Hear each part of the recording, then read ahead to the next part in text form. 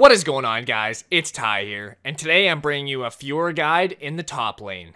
Let's see if we can smash 75 likes on this video. I know we can do it. You guys are awesome. Now let's get into the runes and gameplay. Fiora plays as a high damage bruiser, so to complement that playstyle, we're going to go into precision and pick up Conqueror for that sweet damage. We're going to go with Triumph for the great heals. After getting close call kills, we're going to go with Alacrity for that late game scaling attack speed. And we're going to go with Coup de Grace for finishing off low health targets. Next, we're going to go into Resolve and pick up Bone Plating and Second Wind to help with our trading lane. With the runes out of the way, let's get into the gameplay. So when playing Fiora in the top lane, to go aggressive, you can pick up a Doran's Blade and a health potion. But I'm leaning against Irelia, and I'm going to go with a Corrupting Potion and a Yellow Trinket.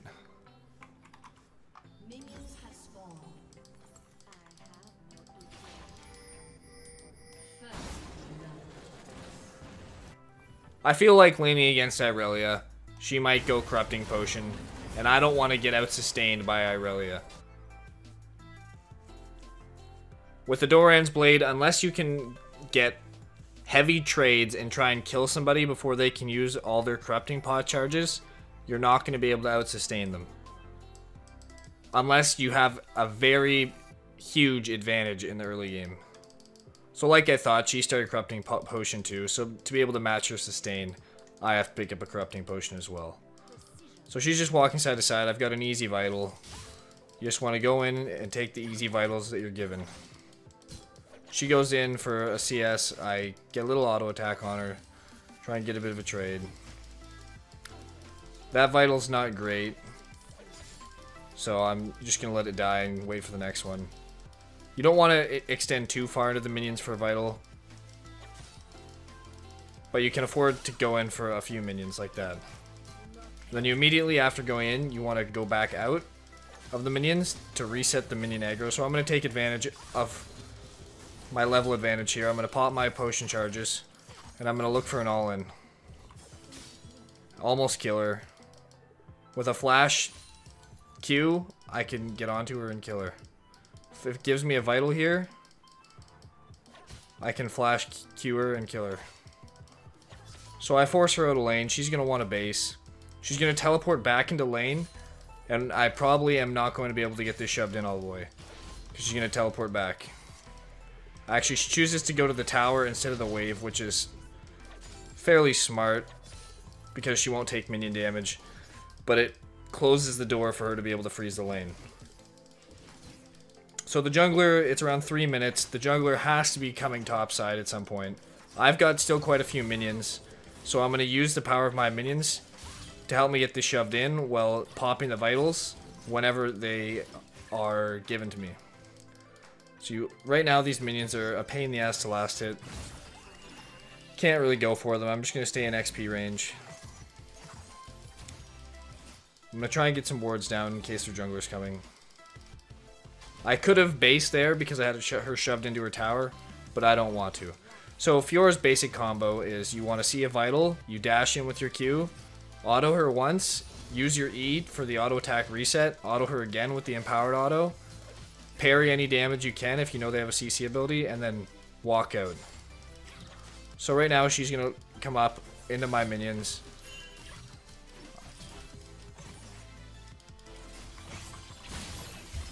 I'm going to get the nice stun on her. And I'm going to take the trade. That trade's a win for me because I have teleport and she doesn't. I can just teleport back to lane if I have to. She can't.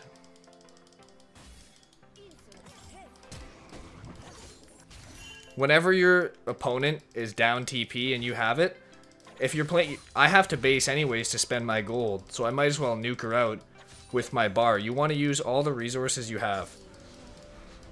Right now, I'm kind of freezing the wave. She probably has enough minions to keep this pushing. So, there's a lot more red minions in my blue. So they're naturally just going to push. She's going to come in for this creep, and I'm going to try and get a hit on her. Or zone her off it, so she doesn't go for it because she knows what I'm doing. So I'm slowly letting these minions stack up, but you don't want to let there be too many minions because your minions will die too fast. And then it'll push into your tower, and you can't tank too many minions. You have to get like the perfect amount so you don't take too much damage. but you don't kill too many that you can't freeze it anymore. So 4 casters is the perfect amount right here. So it's just kind of frozen. She has to venture into my territory if she wants to get any creeps. Just gonna keep abusing the vitals when they appear. Just try and CS under tower. Try and see. You just want to keep 4 casters right here, and you can freeze it. As you can see, I'm up 8 CS. Oh, after I kill these, if I actually kill any of them, I'll be up a little more than that. I'm kind of vulnerable right now. She could possibly kill me if I don't play this carefully. So I'm quickly going to try and base out here, spend my gold, and come back in case her jungler's here to dive me.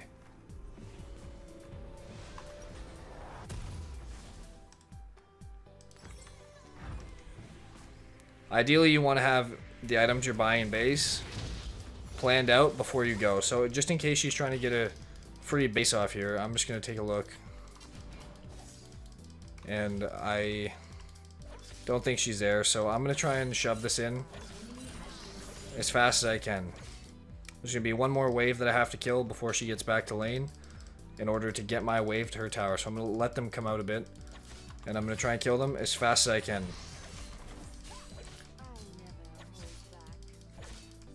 Doing this will allow me to have the lane push back towards me, so she can't go for this. She can't freeze the lane on me because I bounced the lane into her tower. So I don't know where she is. I'm just going to try and kill a few of these minions. Maybe pop a vital just to piss her off. Just to annoy her. And then walk back to lane. So I don't have any vision up. I'm not really sure where their jungler is. I need to be a bit careful. I don't really want to go for that vital, because if you go for the vitals behind her, I just pop the Tiamat to get that CS without going into range.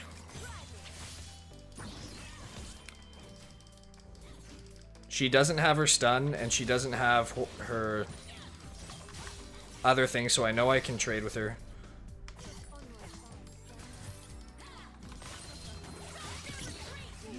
And I misplayed it and got killed. I didn't use any of my potion charges. Huge mistake. I completely underestimated her damage there. And got killed.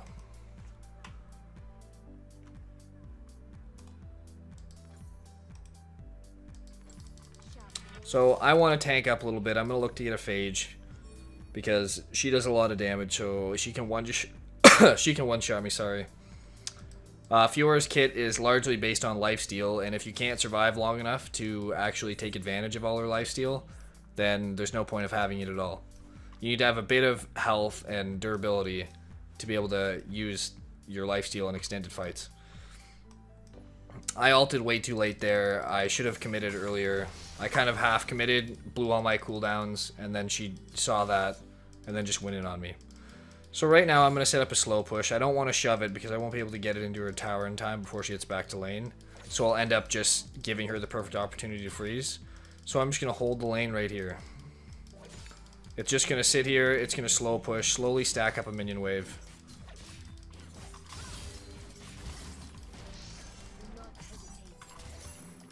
And I didn't time that fast enough to stun her. I'm not too sure about the new Irelia's cooldowns and whatnot, so I can't be as precise and calculated in my trades. So Zach wants to dive. I misplayed that. I don't know why I'm still tanking, but it doesn't really matter. I wanted Zach to take aggro, but I took it a little too soon. But since I took aggro, I just stood on the outside and tanked tower shots so Zach could finish up the kill. So she was already low. So what you want to do whenever diving, if you're the initial person tanking, you can't afford to be deep under the tower when you have low health. You want to be near the exterior of the tower when you're easily available to step out of aggro. So you want to stand on the very edge until the last possible turret shot so that you don't die. but you don't let your teammates take excess tower shots either. You want to buy them as much time to clean up the kill as possible. So I need to be careful. I don't have ultimate. She does. She doesn't have flash.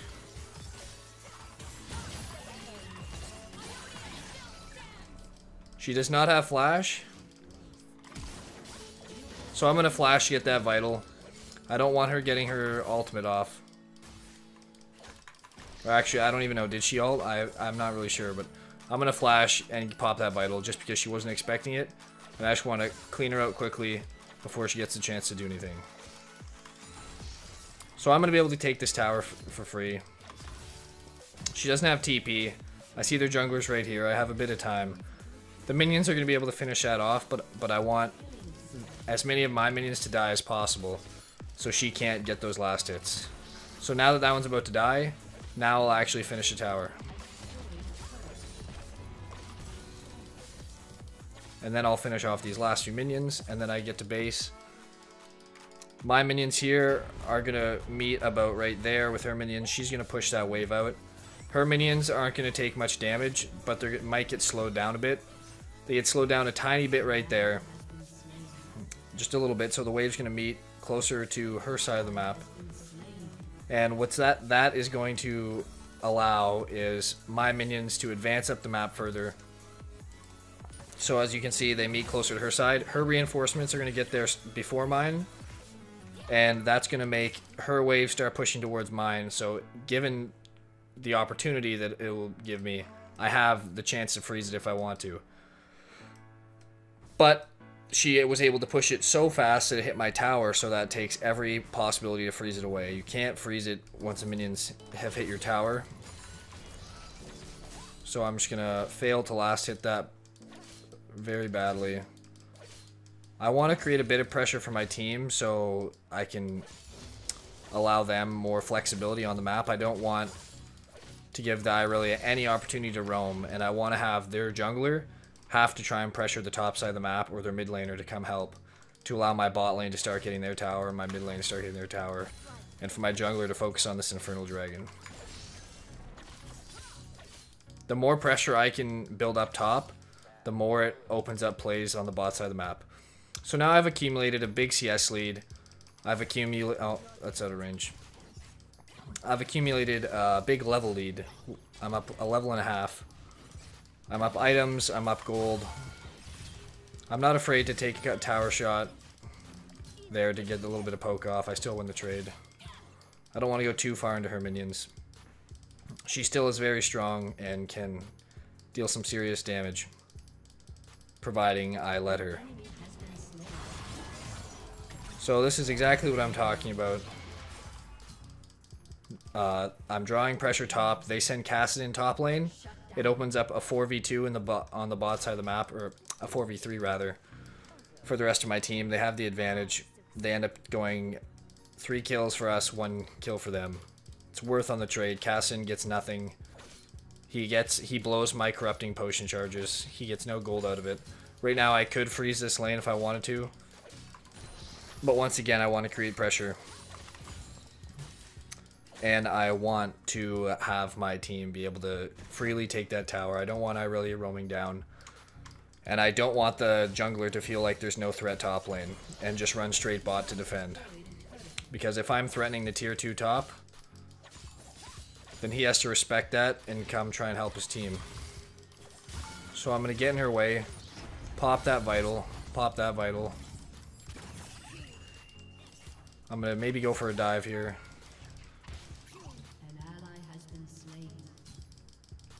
So prepping for a dive, I'm looking to get an easy vital, activate my ult, and get another vital, because that'll allow me to get 5 quick vitals.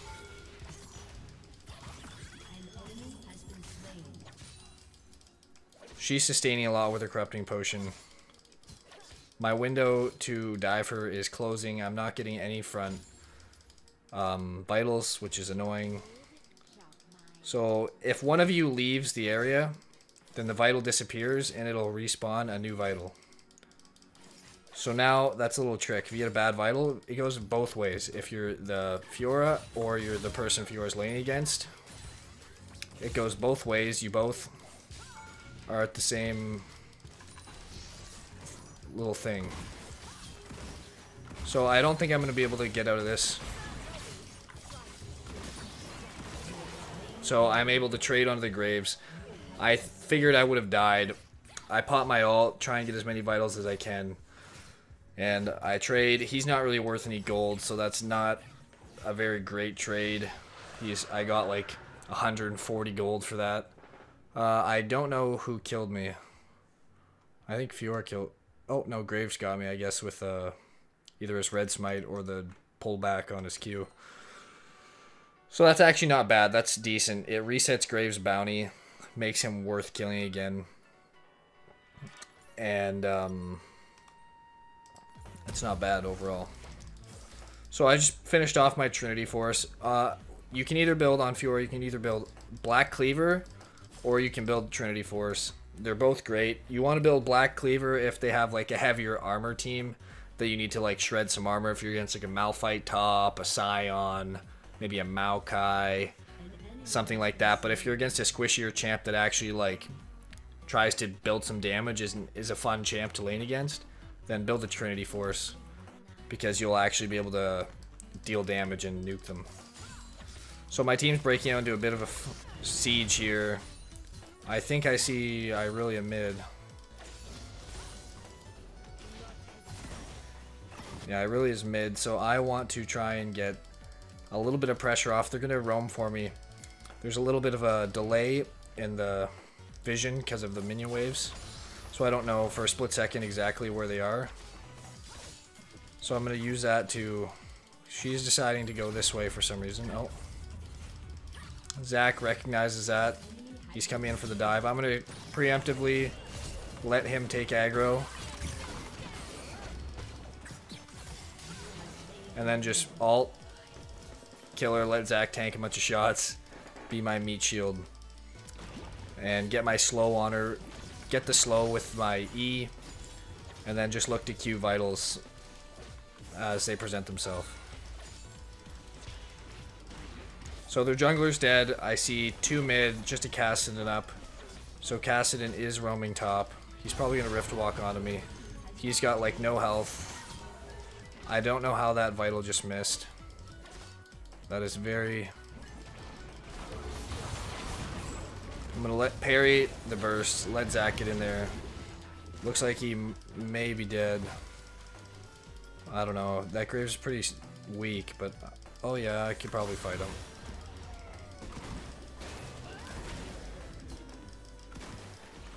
Oh, I'm so bad. I was looking to flash, dash, and get that vital, but he ended up... I thought he was going to keep walking this way, and I was going to have to flash, but he turned back kind of as I flashed. Probably some bad reaction time there, but...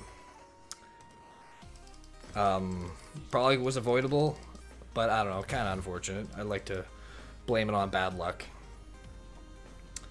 So my ADC's farming up nicely. I'm farming up nicely in the top lane. Would rather have a bit more farm, but I've got a tower and almost 2 towers. I've drawn a decent amount of pressure top. Kassadin's been top like 4 times. The Graves has been top a handful of times. And Irelia hasn't really been able to do too much. Other than that, a solo kill she got on me early.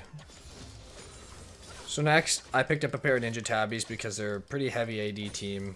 They've got the Graves, they've got the Jinx AD carry, the Irelia top, and they just have a Kassadin for AP. He's probably the biggest AP threat on their team. I mean, obviously he's the biggest AP threat on their team, but he's probably the biggest threat in general on their team to me. For some reason I thought that was Jinx. Oh wait, what?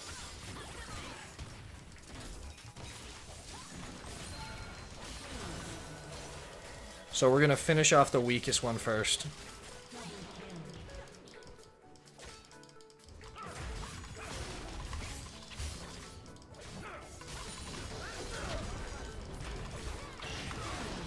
So we just are able to clean up the vitals on Braum too. LeBlanc's trying to steal my gold. And the minions get the gold. I don't get the solo gold. So that's a quick game. Hope you learned a thing or two about Fiora. Always want to pop those vitals. Make sure every time you auto attack, you're moving between autos. Helps you get those vitals a lot. Stay mobile. Stay quick. Look to always be walking into position to get in position so you can dash for that vital. You want to be, because if you attack, they walk to the right and the vital's on the right side. It's going to be harder if you don't also walk to the right to queue through their body to get to that vital. So you want to move as they move to make sure you're always moving towards the next vital between autos. I'm going to honor the Zach because I wasn't really paying attention to what the rest of the team was doing, but he helped me top. He was a decent player. We're going to pick up the win. Thanks for watching, guys. If you like this video, make sure to leave a like. I really hope this guide helps you out. Make sure to subscribe if you're new here. Have a great day, and I'll see you all in the next video.